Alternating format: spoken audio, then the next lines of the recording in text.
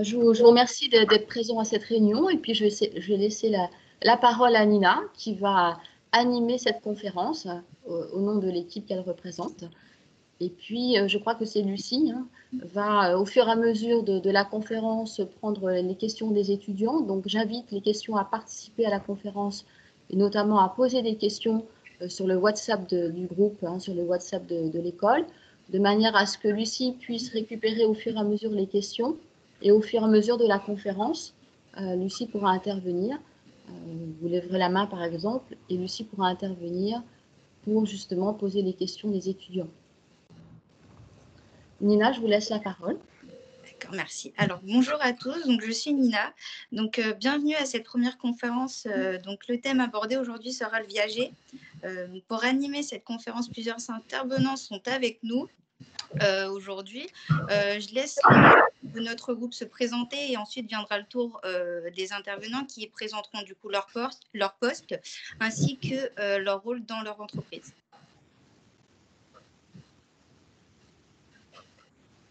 Donc moi, je suis Alissa Legras, je suis en charge de la communication dans le groupe.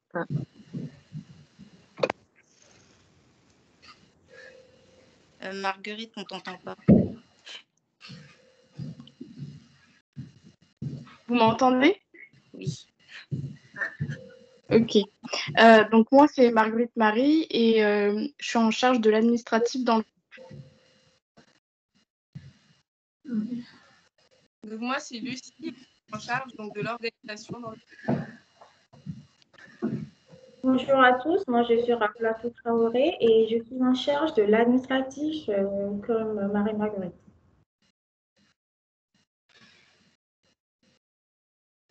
Donc je laisse à présent les intervenants se présenter ainsi que leur poste. Alors bonjour, Grégoire Vauquion, je suis analyste investissement chez René Coste.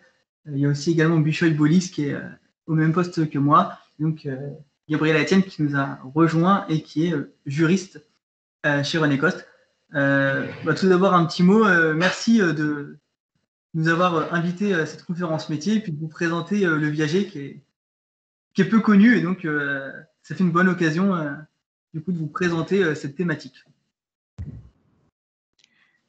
Alors, je pense que du coup, avant de commencer cette conférence, il serait intéressant de savoir qu'est-ce que le viager. Est-ce que vous pouvez nous dire et nous définir en fait qu'est-ce que le viager? Alors, le viager, c'est un acte notarié qui est signé chez le notaire. C'est une forme de vente immobilière en fait. Alors, le jour de la vente, vous remettez l'acquéreur remet une partie de la somme qu'on appelle bouquet au vendeur et il doit payer une rente jusqu'à la fin de la vie au vendeur. Donc, c'est comme ça que je définis le viager. D'accord. Et est-ce que donc le viager repose du coup sur un aléa, j'imagine? Est-ce que vous pouvez nous dire quel est l'aléa dans le viager? Justement, l'aléa, c'est qu'il n'y a pas de durée en fait. C'est sur la durée de vie, l'espérance de vie de la personne. D'accord. Et est-ce qu'il existe plusieurs types de viagers? Oui. Alors, il y a ce qu'on appelle les viagers occupés. Donc là, la venderesse, ça reste dans le bien. Enfin, le vendeur qui a la rente tous les mois peut occuper le bien parce qu'il a un droit d'usage et d'habitation. Et dans le cadre du viager libre, alors il perçoit une rente jusqu'à la fin de sa vie, mais il n'a plus le droit d'usage et d'habitation sur son bien. D'accord. Et est-ce que vous savez à peu près par an combien de ventes en viager se fait en France? En France Oui, alors en fait, c'est vraiment une niche de l'immobilier, le viager, hein, c'est très rare. Par exemple, l'année dernière, en 2019, il y a eu à peu près 1 million de transactions immobilières et le viager, c'est à peine 10 000 ventes annuelles, donc c'est un petit pourcent des transactions immobilières, donc c'est vraiment la niche de l'immobilier qui est déjà une niche de la finance. D'accord, donc finalement, c'est un autre mode d'investissement immobilier. Est-ce que vous pouvez nous dire comment est mis en place, quels sont les acteurs qui interviennent lors d'une vente en viager? Ah ouais. Alors, pour la vente en viager, l'acteur bien sûr principal, c'est le notaire. Alors, il faut savoir que dans le viager, on peut être plusieurs à prendre un viager. On peut la faire aussi sur. C'est pas obligé que ce soit sur la tête du propriétaire, ça peut être fait sur la tête d'autrui.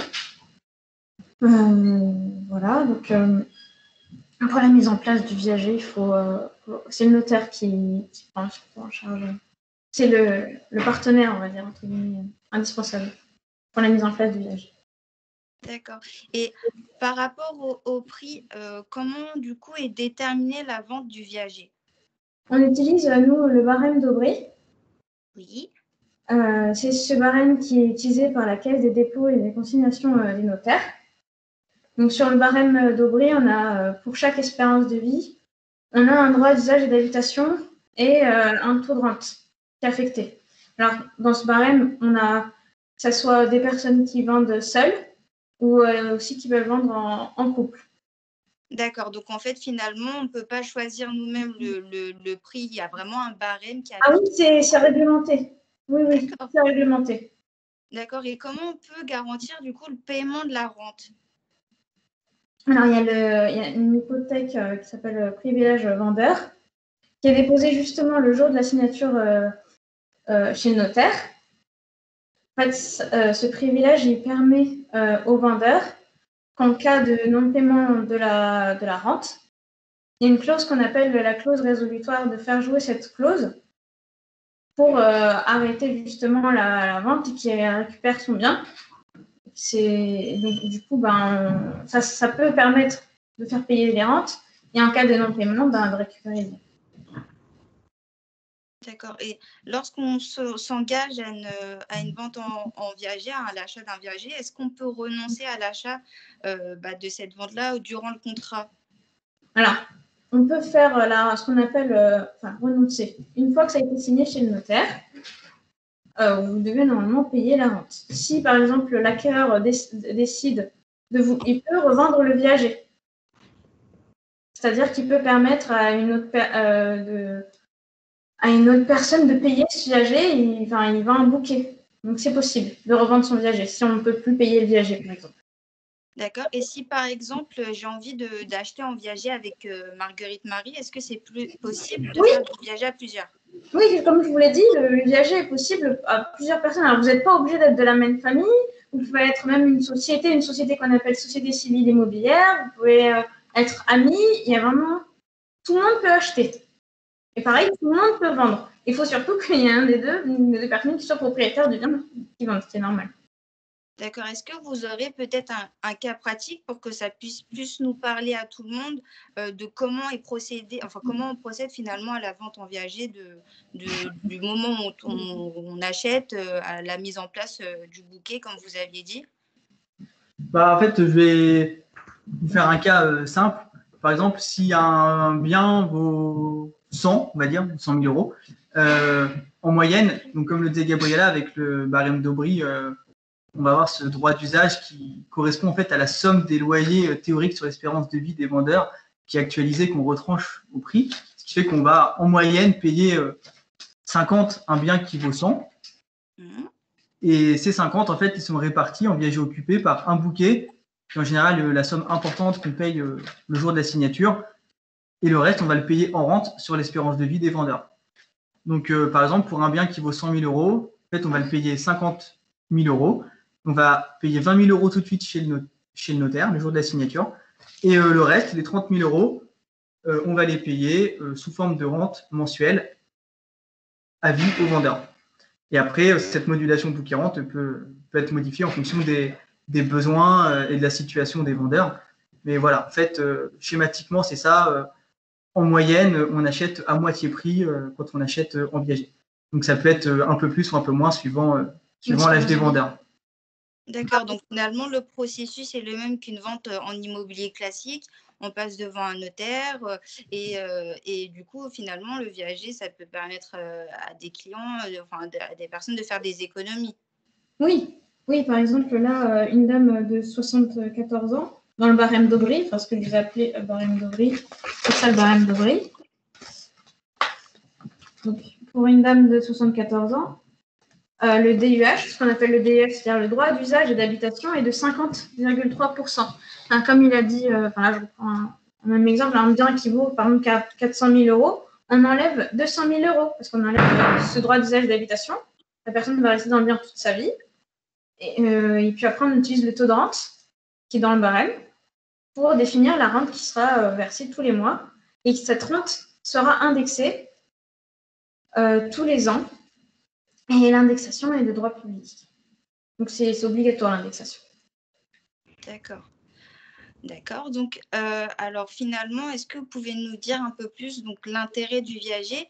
Quels sont en fait finalement les types de profils que vous rencontrez le plus souvent, que ce soit acheteur ou vendeur, concernant ce type d'investissement?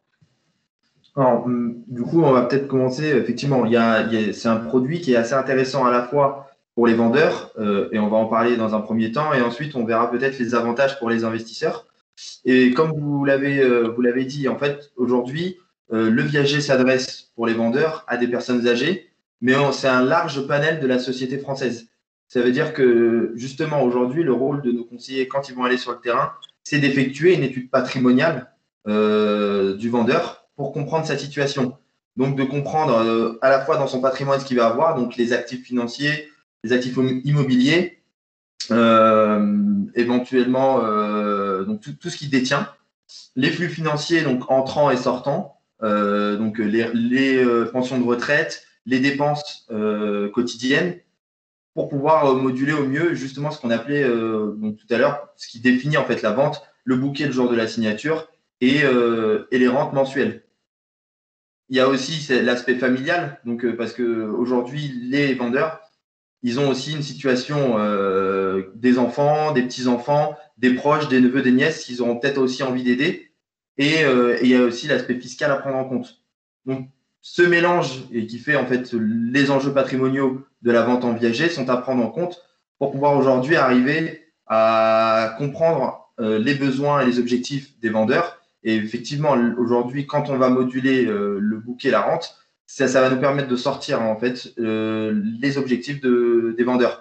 Donc, ça va leur permettre effectivement d'avoir un mieux vivre, puisque en fait, ils vont pouvoir sur le viager occupé rester chez eux, mais en ayant un capital le jour de la vente qui va correspondre à une partie en fait de leur bien et une rente mensuelle qui va les aider sur les dépenses quotidiennes.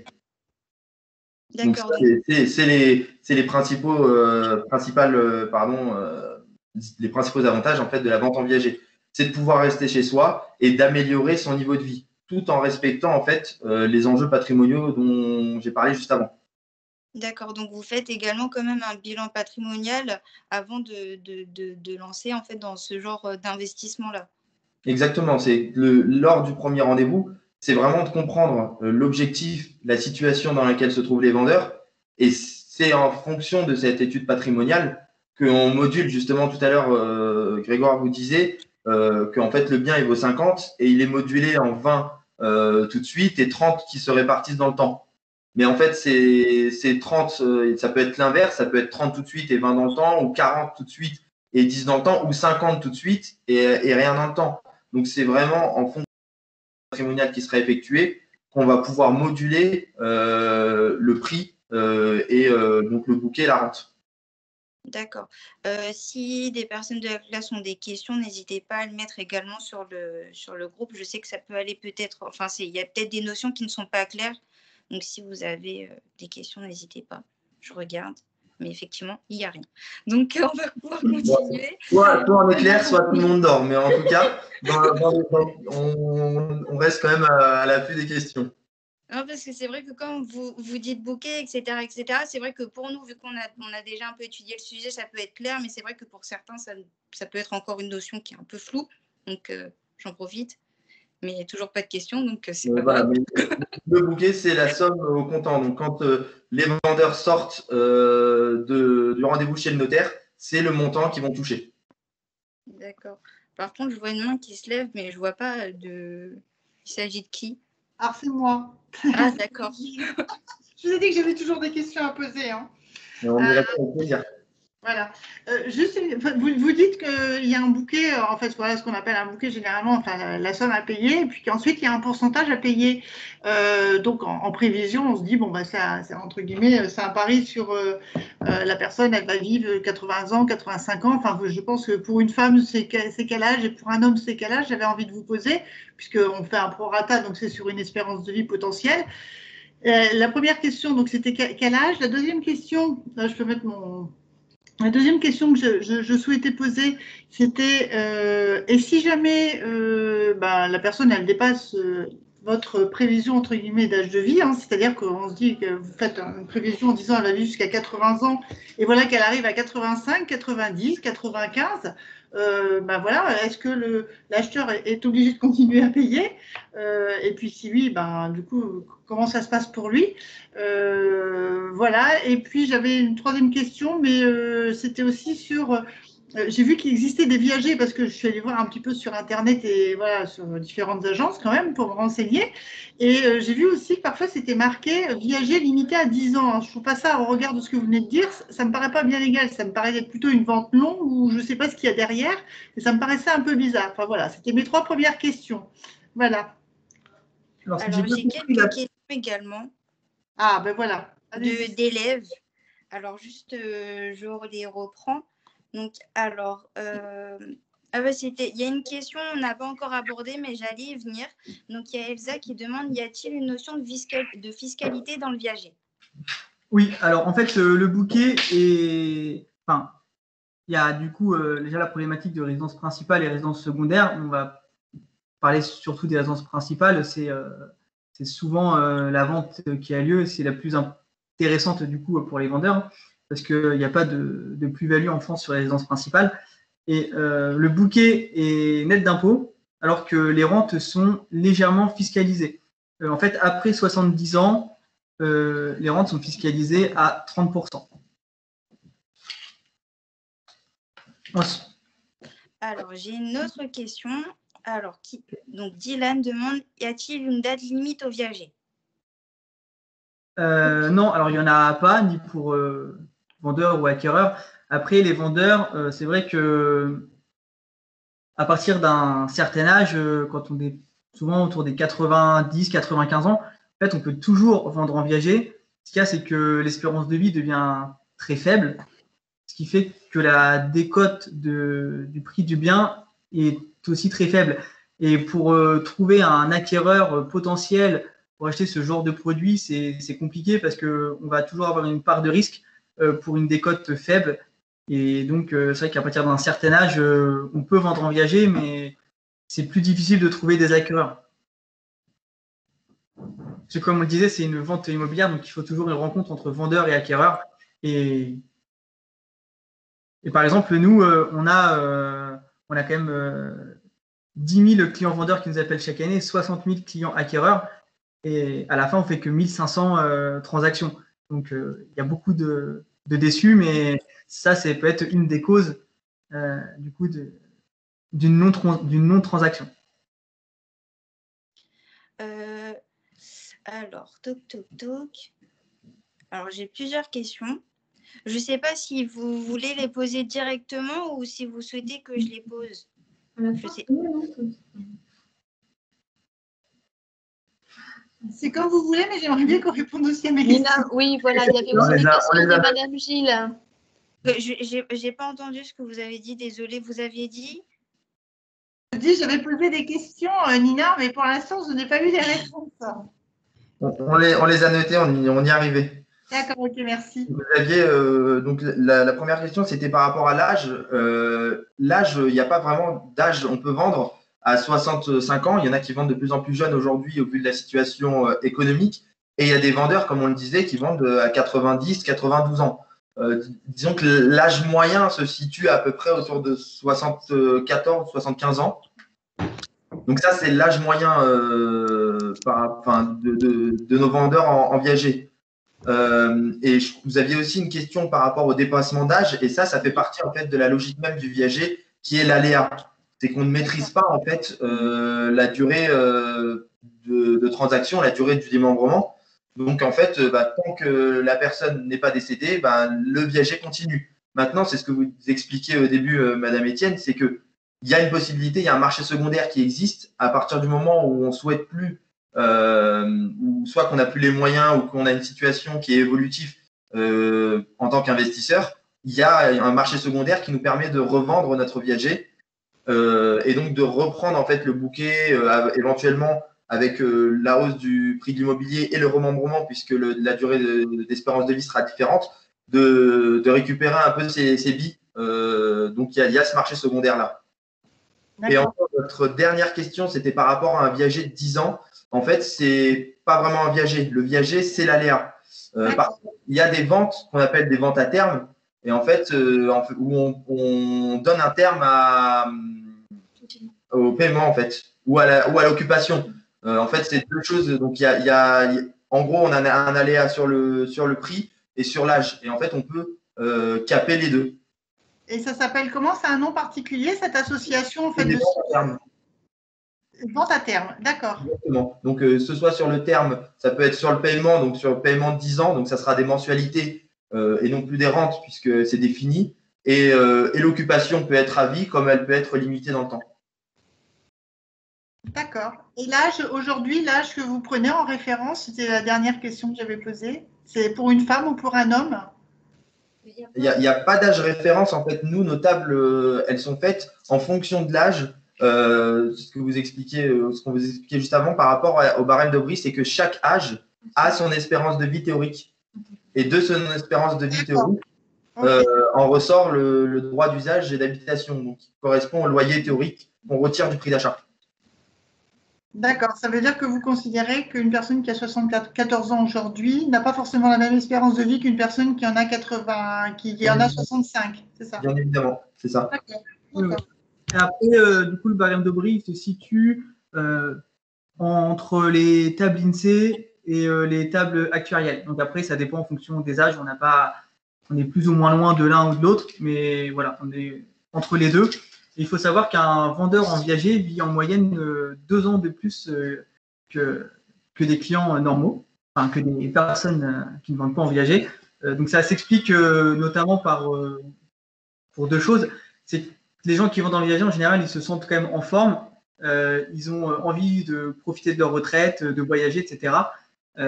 Donc, c'est des gens qui sont bien physiquement, qui veulent en profiter. Et aussi, ils ont souvent après la vente en viager, ils ont beaucoup moins de problèmes, en tout cas financiers. Ils ont moins de dépenses, ils font des économies et ils vont du coup avoir plus de moyens, donc plus de facilité pour se soigner, etc. Et donc, ce qui explique aussi que les vendeurs en viager ont une espérance de vie plus longue que la normale. Très bien. Merci beaucoup. De rien. Madame Platiot, vous leviez la main?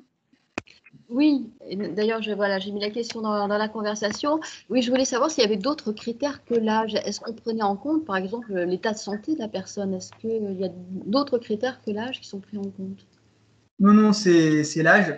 Il faut juste un certificat médical qui atteste de la bonne santé, la bonne capacité des vendeurs qui soient aptes du coup à signer. Mais justement, tout l'aléa est là, c'est qu'on ne connaît rien sur les vendeurs. Et par exemple, pour en revenir un petit peu à l'exemple que je disais tout à l'heure, un bien qu'on achète 50, en fait, l'aléa va faire qu'on va le payer peut-être 40, peut-être 45, peut-être 55, peut-être 60. Ça va dépendre. Mais non, on ne peut pas, si on n'a pas ce certificat médical, on ne peut pas vendre en viager. D'accord, merci. Certificat médical de capacité mentale. Après, je sais pas, vous devez vous poser la question sur des maladies ou des choses comme ça. Nous, on ne demande pas et personne n'a à le savoir et ça fait partie du coup de l'aléa derrière. Merci. Alors, il y a donc Célia également qui a levé la main. C'est bon, du coup, Madame Platiot, elle a demandé ce que je voulais savoir. D'accord. Alors, j'ai d'autres questions aussi d'élèves sur le groupe WhatsApp. Donc, il y a Anthony qui avait posé également une question. Est-ce que, du coup, Anthony, tu souhaites poser ta question directement sur le groupe là? Je ne sais pas si vous m'entendez. Si on t'entend. Nickel. Tout à l'heure, vous avez parlé qu'on pouvait revendre un viager qu'on avait souscrit. Et du coup, ça se passe comment? Est-ce qu'on continue à verser des rentes en plus du du capital, du bouquet dont on a parlé, ou est-ce que du coup ça se passe comme une transaction immobilière classique? Non, en fait, on reprend un viager. Donc, si vous achetez, par exemple, un viager, comme on disait tout à l'heure, à 50, vous allez payer 20 tout de suite, puis des rentes au fur et à mesure du temps. Si au bout d'un moment, vous voulez le revendre, vous allez récupérer peut-être 30, 35, 40, ça dépend du moment. Peut-être vous allez récupérer le bouquet que vous avez investi, plus les rentes que vous avez payées au fil du temps. Si en plus il y a une hausse de l'immobilier, vous allez en profiter, vous allez revendre un peu plus cher, ça va vous profiter. Et la personne qui va vous racheter ce viager va devoir payer ses 35, plus continuer de payer la rente qui est mise en place à cet instant. Parce qu'il faut qu'il n'y ait aucun changement pour le vendeur. Donc si la rente était peut-être de 100 et que, comme on l'a dit tout à l'heure, elle évolue au fil du temps, donc peut-être qu'elle va passer à 105 ou 110 au fil du temps, l'acquéreur, il devra payer donc ses 105 ou ses 110 et payer donc ce bouquet de 35, on va dire, qui vous revient à vous, et la rente qui revient au crédit rentier, donc à la personne qui continue d'habiter le bien. Pour elle, rien ne change. Et vous recevez ces 35. D'accord, merci. Alors, j'ai également du coup Alicia Nunes qui posait une question sur le groupe WhatsApp. C'est la même que Fiona. Donc, si l'une de vous souhaite poser votre question. Oui, alors bonjour. Moi, du coup, j'ai posé la question, est-ce qu'il y a un âge limite auquel on peut prétendre à faire du viager? Pour les vendeurs, c'est ça? Oui. Alors, il n'y a pas d'âge limite. Les barèmes, ils vont jusqu'à 105 ans. Mais comme je disais tout à l'heure, à partir d'un certain âge, pour trouver en fait un investisseur, c'est compliqué parce que au prix du bien, si par exemple, si le bien vaut 100, on va reprendre cet exemple qui est assez parlant, assez simple. Autour des 95 ans, 100 ans, on va avoir des cotes de 15-20%, enfin, entre 10, 15, 20%.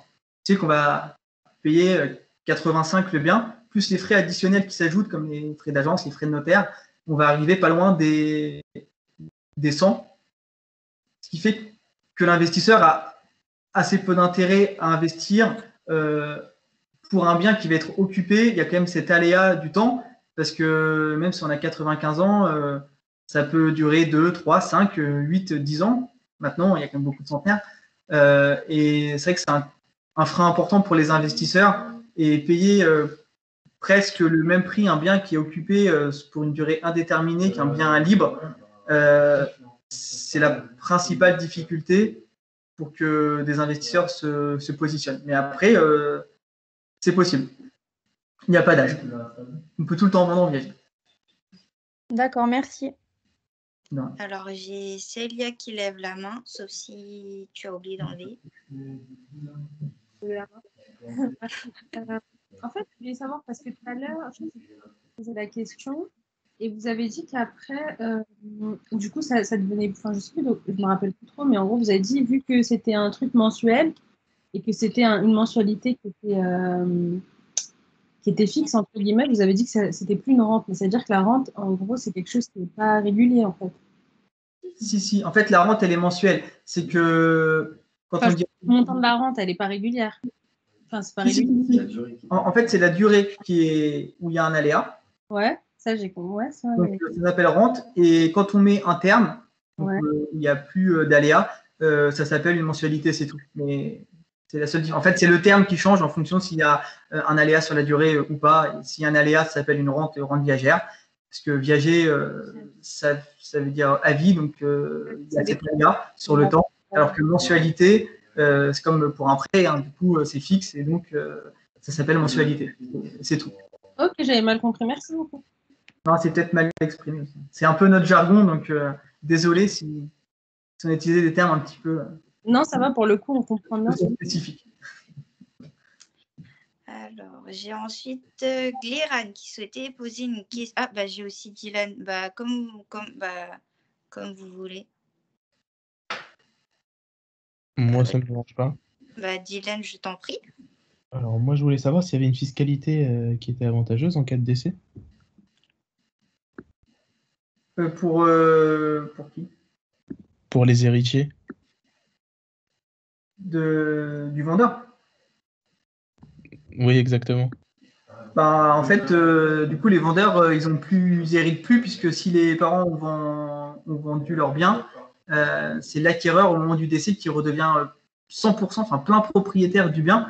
Et donc, les héritiers, ils ne récupèrent pas ce bien-là. Après, souvent, ce qui se passe, c'est que ce qui est avantageux, enfin, fiscalement, c'est que les vendeurs, souvent, ils vont vendre pour anticiper leur succession. Ils vont du coup faire des donations en amont à leurs enfants. Et donc souvent, ils vont jouer avec cet aspect-là, ce qui se fait souvent, enfin ce que vous devez savoir, c'est du coup la règle simple, c'est qu'on peut donner 100 000 euros par parent, par enfant, tous les 15 ans, qui ne sont pas fiscalisés. Et en fait, c'est ce que font souvent nos vendeurs. Quand ils vendent le bouquet, c'est souvent soit pour les amis proches, la famille, très souvent les enfants. Et ça leur permet donc d'utiliser ce moyen-là pour leur donner de l'argent sans fiscalité en avance, parce que souvent, maintenant, quand les personnes âgées décèdent, les enfants sont déjà à la retraite maintenant, souvent. Et ça n'a plus beaucoup d'intérêt d'hériter maintenant quand on a 70 ans. Donc nos vendeurs, ce qu'ils veulent faire, c'est souvent privilégier la donation en amont quand leurs enfants en ont plutôt besoin. Donc on disait il y a une moyenne de 74 ans, 70-80 ans pour les vendeurs. Donc leurs enfants ont à peu près 40-50 ans. C'est souvent là où on va faire un nouvel achat immobilier, on a souvent besoin de liquidité. Et donc, les parents vont vendre pour aider leurs enfants à ce moment-là, plutôt que recevoir à 70 ans, du coup, l'héritage qui n'a plus beaucoup de sens. D'accord, merci beaucoup, c'est plus clair. C'est bon, c'était la question? Parfait. Alors, je vois 2 mains levées. Madame Platio, vous leviez la main ou c'est la main qui est restée encore comme ça? Non. Alors oui, j'avais à nouveau levé la main, mais bon, je crois que Fabienne voulait poser des questions aussi.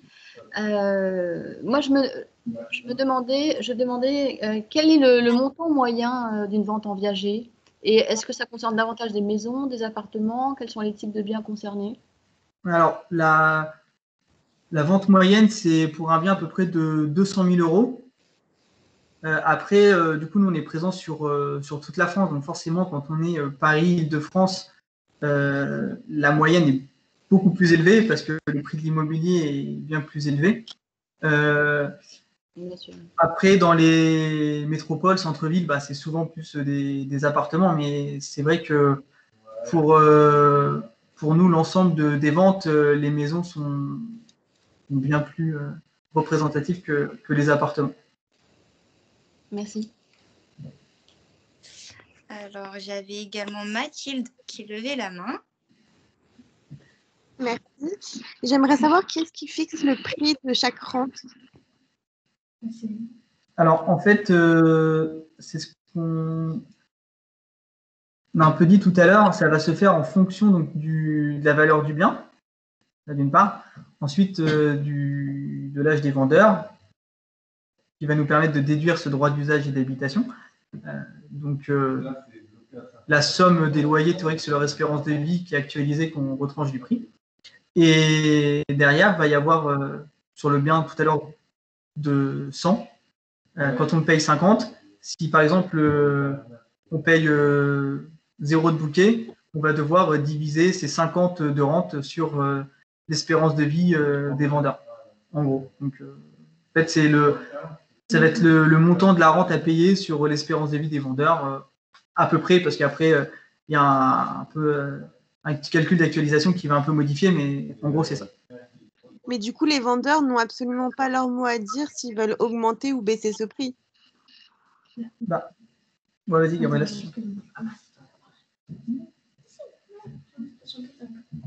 En fait, dans ta question, tu voulais savoir comment on fait en fait pour déterminer la rente. Qu'est-ce qui détermine vraiment la rente? Comme je l'ai dit tout à l'heure, en fait, c'est le barème d'Aubry, mais pas que. En fait, ça dépend du besoin du vendeur. S'il a besoin d'un gros bouquet pour rembourser un prêt hypothécaire ou qu'il envisage de faire beaucoup de projets, qu'il a des crédits à rembourser, il peut avoir ce qu'on déduit du droit d'usage et d'habitation, il peut l'avoir en un seul bouquet. Et puis même ne pas avoir de rente du tout. Enfin, vous voyez ce que je veux dire? Allô? Oui, oui, pardon, merci. Et du coup, enfin, ça dépend. Et au contraire, comme disait Grégoire tout à l'heure, s'il ne veut pas du tout de bouquet et qu'il veut totalement une grosse rente tous les mois, ben, il peut refuser le bouquet et étaler justement cette rente sur son espérance de vie et avoir une rente jusqu'à la fin de sa vie. D'accord, merci. Alors, j'avais également d'autres questions. Il y avait Claire qui a posé une question sur le groupe WhatsApp. Si Claire est parmi nous. Oui, en fait, j'ai posé une question pour savoir si je peux imposer un état de santé à la personne. Enfin, si par exemple un client il peut demander par exemple d'avoir une personne plutôt en fin de vie, plutôt malade, ou est-ce qu'il peut aussi demander un bilan de santé en général? Ça serait un acquéreur, hein, c'est ça qui demanderait ça? Oui, ça serait plutôt l'acquéreur qui pourrait demander. Alors, non, l'acquéreur, il peut pas demander ça. En plus, nous, enfin, les commerciaux, ils n'ont pas cette connaissance-là. Hein. On ne demande pas, on n'a pas à le savoir. Par contre, après, l'investisseur, si il veut plutôt avoir une rentabilité potentiellement élevée, et donc potentiellement plus risquée, il peut y avoir plusieurs facteurs. Par exemple, si on se dirige sur des crédits rentiers âgés, le risque va être plus élevé, donc la rentabilité potentielle plus élevée. Comme la modulation bouquet-rente influe beaucoup sur la rentabilité de l'investissement, plus le bouquet va être élevé, moins la rentabilité théorique sera élevée, puisqu'on va décaisser une grosse somme au début, puis après, petit à petit, comme si la rente est très élevée, donc ce qu'on va décaisser au début est très faible, la rentabilité potentielle est très élevée, mais le risque est également très élevé. Si on a une rente de, je ne sais pas, 5 000 € par mois, si les crédits rentiers vivent 4-5 ans de plus, on voit tout de suite qu'on va dépenser, enfin son investisseur, dépenser une somme importante, donc 60 000 x 5, peut-être 300 000 € de plus sur 5 ans. Donc ça, c'est par exemple sur un bien 1 million, mais on se rend tout de suite compte qu'on va payer 30% de plus que de la valeur du bien en seulement 5 ans. Donc ça, c'est les deux gros facteurs qui peuvent influer aussi le choix de l'investisseur, savoir si il veut aussi beaucoup de rentabilité, beaucoup de risques ou assez peu de risques. C'est pour ça qu'on n'en a pas parlé, mais il y a des fonds donc, qui sont créés, donc les fonds de la Caisse des dépôts dont on s'occupe, qui sont Certivia, qui a été lancé en 2014, et donc Certivia qui s'est fini l'année dernière, et donc Certivia 2 qui s'est lancé cette année. Donc en tout, ça représente 350 millions d'euros qui ont été investis. Et le but, c'est vraiment de lisser ce risque et de garder la rentabilité du viager. Parce que on se rend compte que la loi des grands nombres, avec 350 millions d'euros, on va investir à peu près sur 150 lots par an. On va arriver à peu près sur les deux à plus de 1000 biens acquis. Ce qui fait qu'on va complètement enlever ce risque, cette volatilité du viager, et on va conserver du coup la rentabilité moyenne qui est à peu près entre 6 et 8%, suivant ce que je viens de dire, l'âge des vendeurs et puis la modulation bouquet-rente principalement. Et puis il y a forcément le sous-jacent qui vient jouer aussi un rôle dedans, donc l'immobilier, la zone où on va acheter, puis le bien qu'on achète. D'accord. Et du coup, si par exemple, parce que du coup, j'ai compris, il y a le bouquet et il y a la rente, est-ce qu'il y a un minimum de rente imposé, hein? Par exemple, si quelqu'un achète un viager à une personne et que la personne décède, par exemple, dans les 3 mois après l'achat, est-ce qu'il n'y a pas un minimum qui est mis en place pour ne pas léser les héritiers, hein? Non. Après, c'est pour ça que on a parlé des ventes à terme ou sinon de la nue propriété. Après, c'est aussi le choix des vendeurs. Si le vendeur veut une rente parce que c'est ce qui lui convient, c'est aussi c'est là tout l'aléa du viager. c'est que ça peut être bon pour le vendeur. S'il dépasse son espérance de vie théorique, l'acquéreur va payer plus que ce qu'il aurait dû. Et à l'inverse, il peut payer beaucoup moins si les crédits rentiers, enfin donc les vendeurs, décèdent beaucoup plus tôt. Mais ça, on ne peut pas le prévoir si on fait du viager occupé. Après, comme on l'a dit tout à l'heure, on peut venir mettre des limites, soit en termes de temps, de prix, etc. Et là, donc ça s'appelle des ventes à terme. Et les héritiers, si on doit payer tel prix, et ben on continuera à payer aux héritiers, même après le décès des vendeurs. Ou sinon, on peut faire de la nue propriété, c'est-à-dire qu'on paye toujours sur cet exemple d'un bien qui vaut 100, on va l'acheter en moyenne 50, et c'est-à-dire qu'on va payer 50 tout de suite. Et après, il y a un aléa sur le temps, mais il n'y a plus d'aléa sur le prix. D'accord, merci. Je ne sais pas si c'est clair. Alors, oui, j'ai compris. Merci. Et j'ai juste une dernière question, une question de Damien.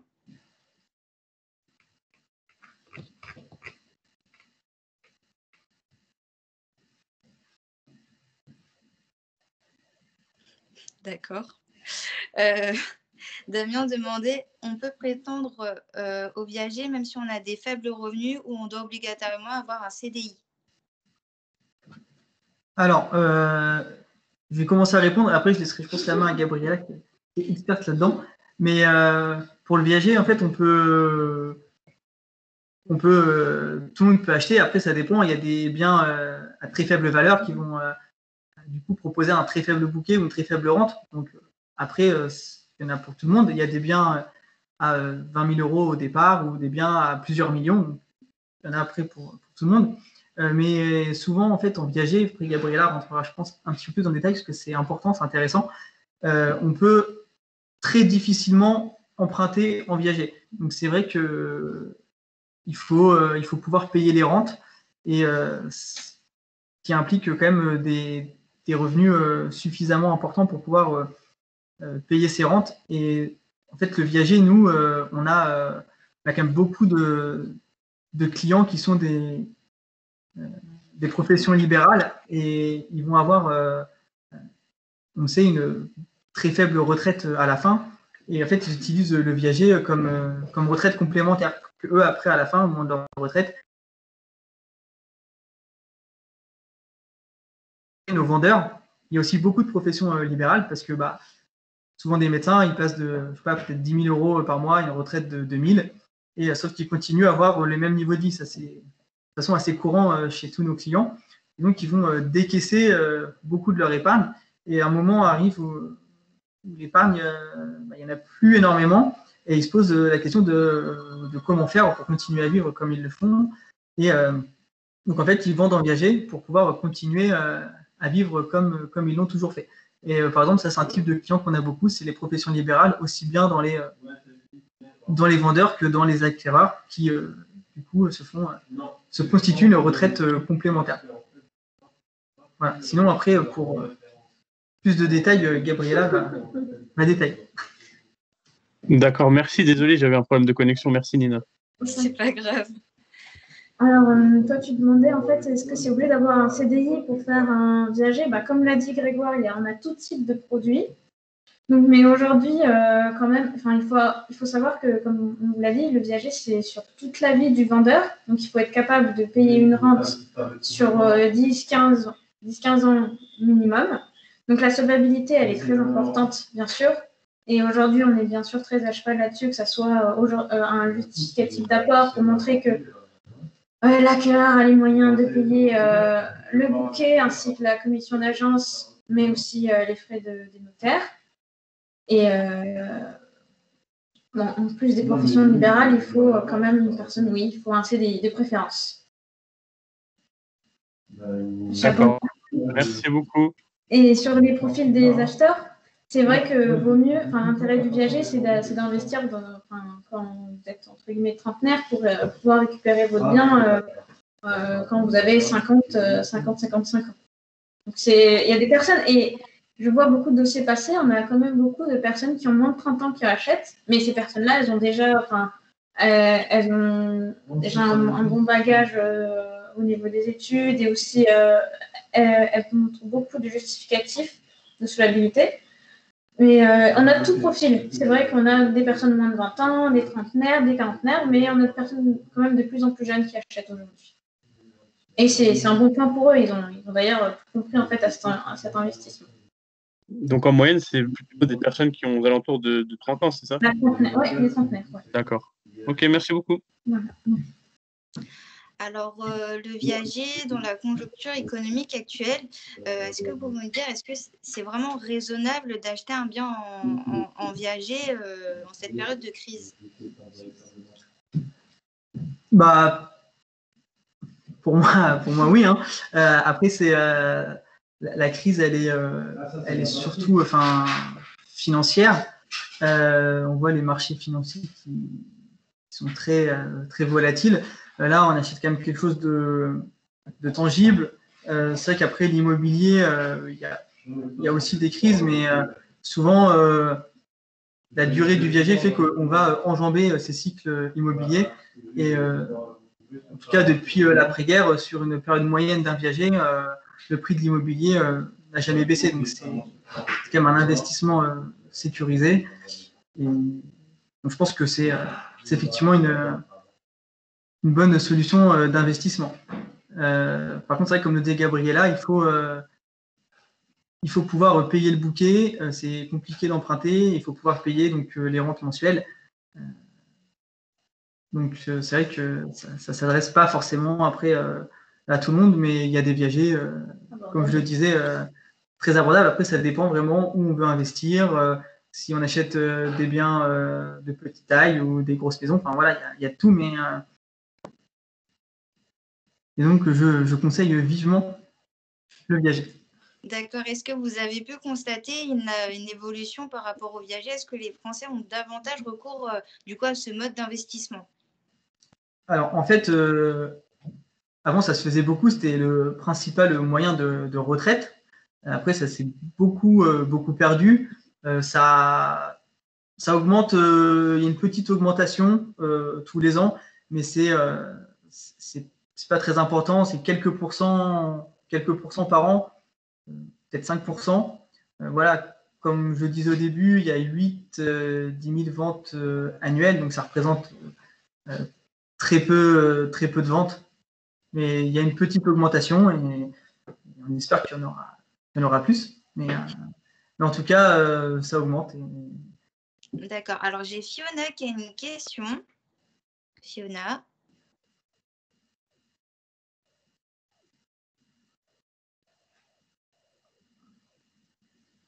Bon, je vais la poser pour elle. J'ai pas beaucoup de réseau, j'ai envoyé ma question sur le groupe.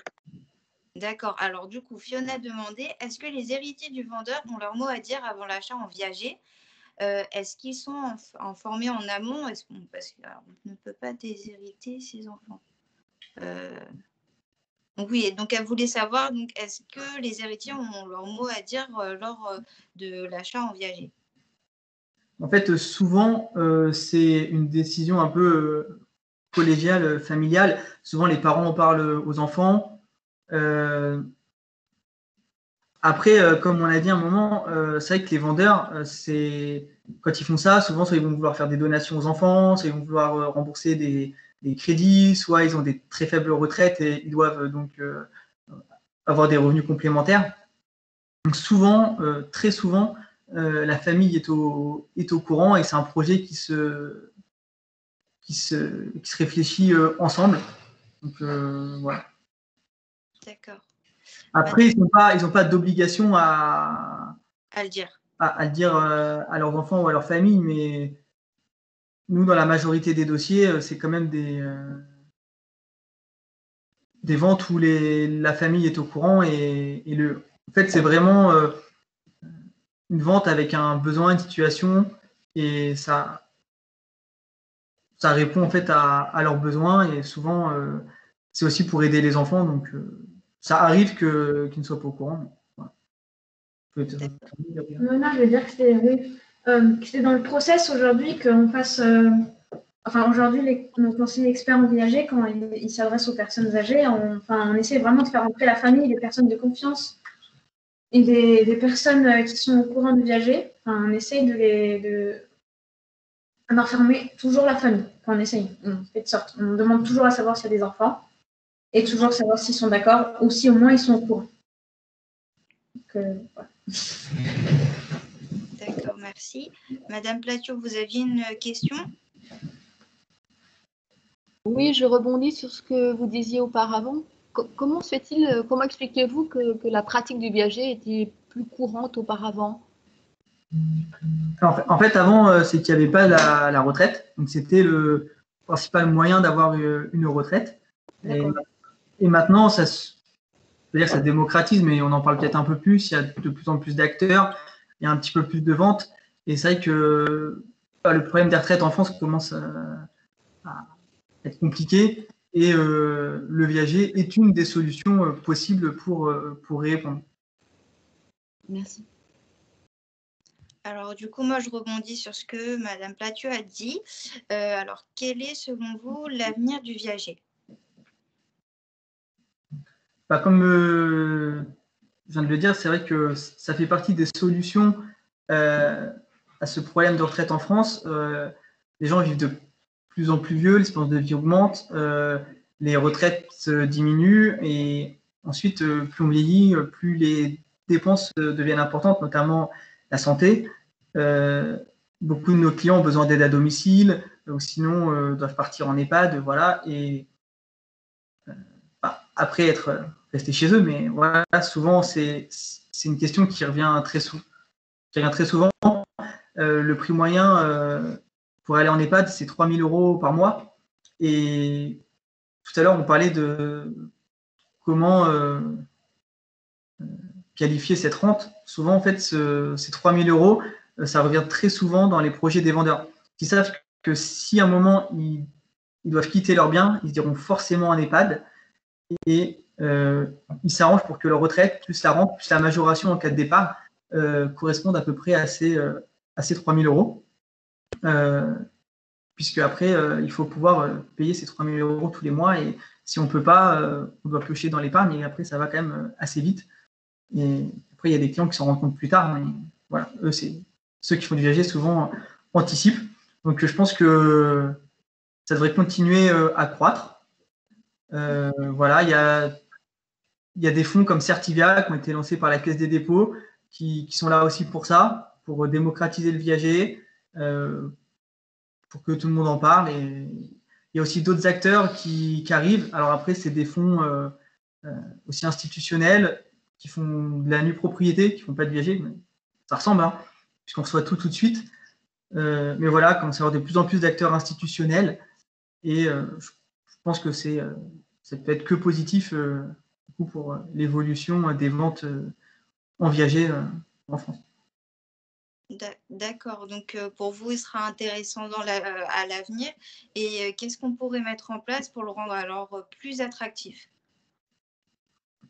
Alors pour rendre plus attractif, on va dire, pour les vendeurs et pour les acquéreurs, au moins une action possible. Comme je le disais tout à l'heure, c'est que les rentes sont en partie fiscalisées pour les vendeurs. Même si elles le sont peu, elles sont quand même fiscalisées, et même sur une vente d'une résidence principale. Ça, ce qui est un petit peu aberrant, parce qu'en France, il n'y a pas d'imposition de plus-value quand on vend sa résidence principale. Donc le bouquet est exonéré, mais pas les rentes. Donc ça, c'est quelque chose qui pourrait être amené à changer, ce qui ne serait pas illogique. Et après, pour les acquéreurs, il y a souvent quelque chose qui revient assez souvent, mais je pense qu'il sera plus compliqué à mettre en place. Ça serait la défiscalisation pour les investisseurs des rentes mensuelles. Après, ça, c'est souvent un souhait des investisseurs, mais ça c'est beaucoup plus compliqué à mettre en place. En tout cas, la non-fiscalisation à 100% des rentes pour les vendeurs, c'est quelque chose qui serait logique et qui peut être envisageable, je pense, dans les prochaines années à venir. D'accord. Alors, donc, si on peut conclure donc, cette conférence, donc, comme vous nous l'avez expliqué, Monsieur Vauxion, donc, c'est un secteur qui est en forte progression. Donc, le viager, finalement, encore de beaux jours devant lui. Donc, nous tenons à vous remercier d'avoir participé à cette conférence. Les trois intervenants, donc Madame Etienne, Monsieur Vauxion et Monsieur Bolis pour du coup cette conférence. Sans oublier Madame Platio et Madame Gilles qui nous ont guidés afin de mener à bien cette conférence et qui nous ont donné la chance de rencontrer du coup des intervenants externes et de pouvoir sortir de ce cadre scolaire et de découvrir du coup un autre secteur. Donc si vous avez peut-être d'autres questions, Madame Platio, peut-être vous leviez la main. Oui, je voulais savoir quand même avec le Covid, est-ce que vous avez eu quand même un développement du viager notable dans ce contexte de crise de coronavirus? Les vendeurs étaient quand même un peu, suivaient un peu l'actualité aussi. C'était recommandé de rester chez soi, de recevoir assez peu de monde. Nous, on a forcément été aussi fermés pendant les confinements. On ne pouvait pas rencontrer nos clients. Donc en fait, le coronavirus, ça a plutôt un peu ralenti l'activité. Après, il y a beaucoup de rendez-vous qui sont reprogrammés pour 2021. En fait, les vendeurs, ils veulent plutôt attendre pas tous, hein, mais en tout cas certains préfèrent attendre la fin de cette période d'incertitude pour du coup mener à bien leur projet. Est-ce que vous pouvez nous parler un petit peu de votre entreprise? Vous êtes présent sur toute la France, combien avez-vous d'agences? Oui. Vous nommez René Coste Viager, donc j'imagine que c'est vraiment votre spécificité. C'est ça. Alors, en fait, comment vous vous différenciez? Est-ce que vous pouvez nous présenter un peu mieux votre entreprise? Oui, alors en fait, on est le seul acteur présent sur toute la France qui fait du viager, de la nue propriété, donc du démembrement de propriété. Donc on fait du viager, mais de plus en plus de nue propriété. On est bientôt 150 dans la société. Il y a à peu près 120, 130 conseillers experts dans toute la France. Et le reste, on est 25-30 au siège à Paris, dans le 17e arrondissement. Et, on vient d'ouvrir des locaux depuis 2-3 ans à Lyon, Nice et Bordeaux.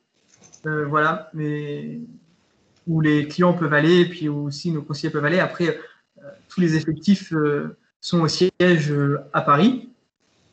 On fait à peu près 10 000 rendez-vous d'études viagères par an. C'est-à-dire que nos conseillers vont chez les clients, du coup leur expliquer le viager et voir avec eux leur projet. Donc on fait 10 000 rendez-vous par an chez les clients. On a 60 000 appels d'investisseurs par an. On réalise en moyenne 1500 transactions par an pour un volume d'affaires de à peu près 400 millions d'euros.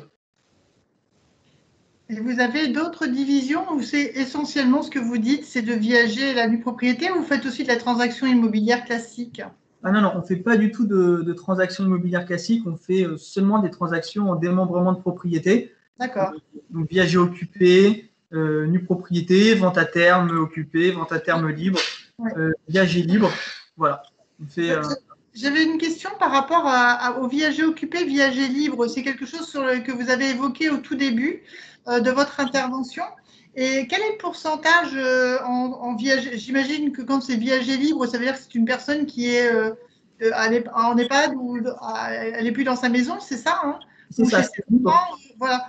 Et donc, quel est le pourcentage? Parce que du coup, quand c'est un viager libre, je suppose que l'acquéreur peut emménager dans la maison, j'imagine. Et c'est à peu près quelle répartition? Alors, effectivement, le viager libre, c'est qu'il n'y a pas d'occupation. Et donc, l'investisseur peut jouir du bien immédiatement, donc soit l'habiter, soit le louer. Oui. Et il va donc payer aussi un bouquet sur la signature, puis une rente à vie. Oui. Sauf que ce bouquet et cette rente, on parlait d'un bien tout à l'heure qui vaut 100. bah, on partira d'un bien qui vaut 100 toujours, puisqu'il n'y a pas cette décote liée à l'occupation, puisqu'il n'y a pas d'occupation. Oui. Donc, il va surtout gagner, par exemple, son crédit, ça va être le vendeur qui lui fait crédit. Et la part du viager libre est faible, hein, c'est à peu près 5 à 10% de nos dossiers, et tout le reste, c'est pour de l'occupé. Oui, parce que j'imagine que sinon, il a toujours hésité entre dire je mets en viager libre ou je vends. C'est ça, en fait. C'est ça. Après, c'est aussi des projets et des situations différentes qui vont choisir ce moyen de vente. Oui. Souvent, il y en a qui vont vouloir recevoir de l'argent tous les mois plutôt qu'une grosse somme. Oui. Ouais, j'entends. Pas forcément savoir quoi en faire, ou peut-être la dépenser. Donc après, c'est un arbitrage à faire. Et après, en viager libre aussi, ils peuvent espérer et récupérer plus que la valeur de leur bien aussi. Aussi, d'accord. Très bien. Très bien. Merci beaucoup. Ouais, de rien. Si j'avais une dernière question, les banques, puisque là on est face, vous avez quand même une classe de banquiers, voilà, qui sont qui se destinent presque tous à devenir gestionnaires de la gestion de patrimoine ou peut-être d'autres fonctions par la suite. Et quelle est la relation que vous avez avec les banques? Ou est-ce que vous pensez que les banques sont facilitatrices dans ce type de démarche plus que sur un achat sur un crédit classique ou pas? Votre regard par rapport à votre expérience? Alors, après, je vais laisser la parole à Gabriella qui suit bien les dossiers des particuliers parce que nous, on travaille pour les institutionnels. Mais Oui. par exemple, dans Certivia, il y a des banques et des assurances qui sont investisseurs dans Certivia. Et on a également un partenariat avec le Crédit Mutuel Nord Europe. Donc, en tout cas, c'est des choses qui intéressent les banques pour plusieurs choses. Souvent, maintenant, elles essayent de se diversifier, d'être plus proches de leurs clients, de trouver des solutions à leurs clients. Par exemple, les banques, quand les clients commencent à être trop endettés, elles n'ont pas de solution. Et souvent, le viager permet donc de rembourser la totalité des dettes des vendeurs. Donc voilà. Donc, ça veut dire qu'elles pourraient inviter leurs clients à réfléchir à cette démarche, quoi, c'est ça? C'est ça. Par exemple, nous, c'est ce qu'on fait avec le Crédit Mutuel Nord Europe. C'est une solution en tout cas qui propose à leurs clients. Après, pour les liens avec les banques au niveau des particuliers, je vais laisser Gabriella répondre parce que c'est son quotidien. Elle vous répondra bien mieux. Alors, en fait, le but dans le viager, c'est justement d'éviter de faire des prêts et d'investir son argent. Même si on a assez d'argent pour payer un bien immobilier, mais pas assez pour en acheter un, ça peut permettre d'investir. En fait, là, notre relation justement avec les banques, c'est justement que les vendeurs évitent de faire des prêts. Voilà. Mais souvent, en fait, ce qui se passe, c'est qu'il y a des acquéreurs qui ont largement les moyens de débloquer leur prêt, enfin, sans avoir. Excusez-moi, leur épargne, je cherchais mon terme. Mais souvent, les banques les recommandent de recourir à un prêt pour justement garder leur épargne. Donc nous, après, si jamais, nous, tout ce qu'on veut, c'est que la personne soit solvable et qu'elle paye ses rentes aux vendeurs. Oui, bien sûr. Ouais. Ok, merci beaucoup.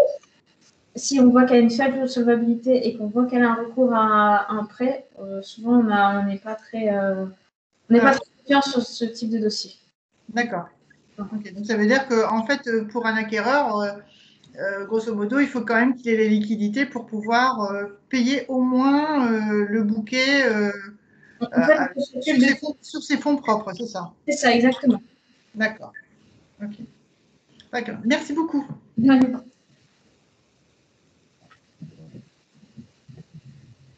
Madame Gilles, j'ai fini. Vous avez d'autres questions? Vous avez fini? C'est ça que vous dites? Eh bien, tout à fait ça, oui. S'il n'y a plus d'autres, je vais apparaître là. Alors, juste j'aurais une question. Je vais également apparaître aussi. Ou une dernière question. Est-ce que le viager, c'est typiquement français ou ça existe dans les autres pays? Et comment ça se passe dans les autres pays? Ou quelle est l'importance du viager en France par rapport aux autres pays?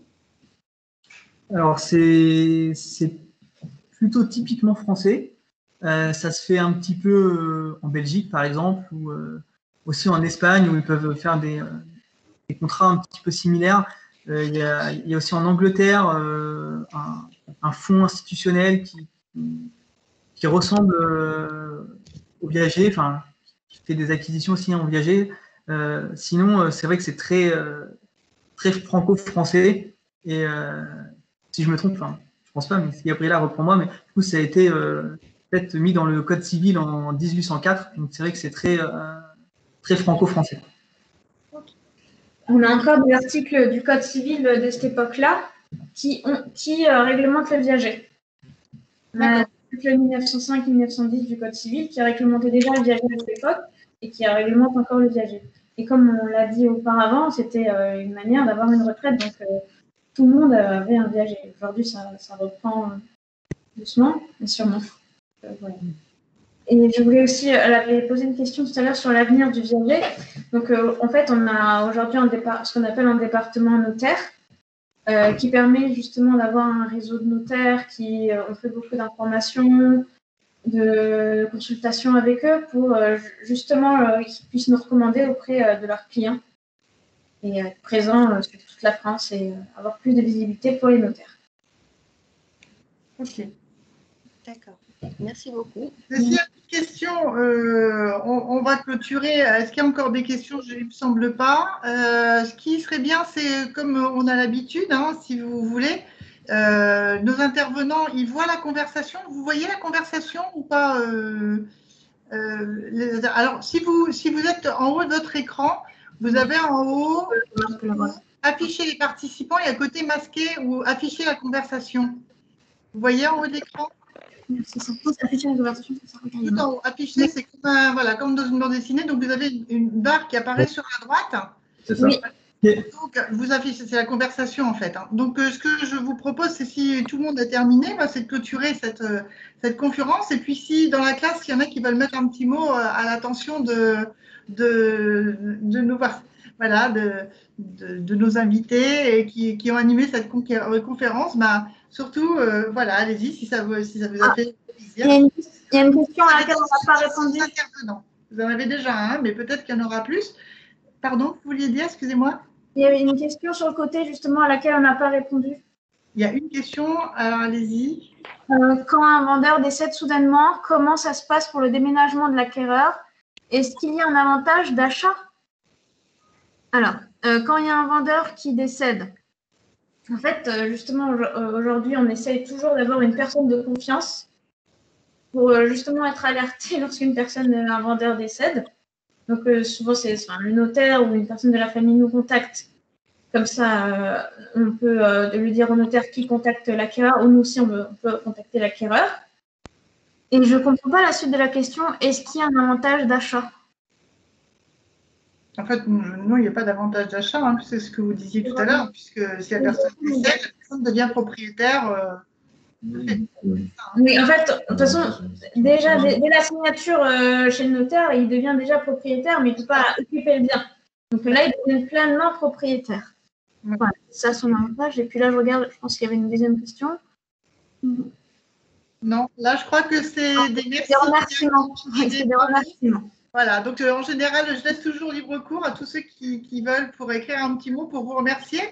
Nina et puis Alicia, on va vous laisser conclure. Et puis, on se retrouve, toute l'équipe qui a animé. On va laisser donc chacun se déconnecter s'ils ont envie d'écrire un petit mot.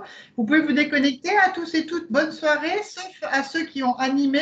Et à vous, messieurs, dames, puisqu'on vous retrouve tout de suite après que les autres soient partis, mais on vous laisse lire tout ça, voilà, tous les remerciements qui arrivent à votre attention. Voilà. Merci, c'est gentil. Et on se retrouve tout de suite, ne quittez pas. Hein, voilà. Et bonne soirée à tous les autres. Voilà. Bonne soirée, merci d'avoir participé. Merci beaucoup. Merci. Voilà. On va attendre que tout le monde soit déconnecté pour se retrouver.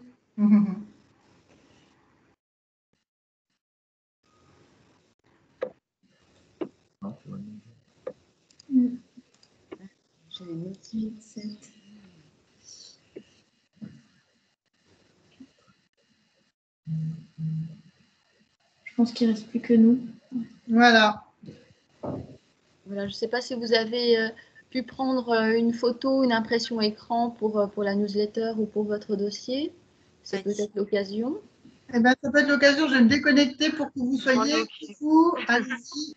Je laisse vous prendre ensemble si vous voulez, je me déconnecte. Voilà, moi aussi.